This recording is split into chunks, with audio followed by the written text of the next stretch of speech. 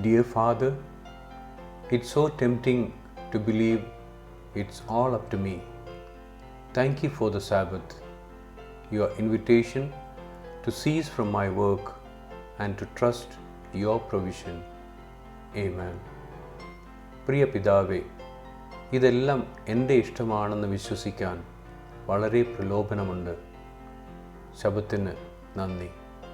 എൻ്റെ ജോലി നിർത്തി അങ്ങയുടെ കരുതലിൽ വിശ്വസിക്കാനുള്ള അങ്ങയുടെ ക്ഷണം. ആമേൻ. 1 Peter 1:23.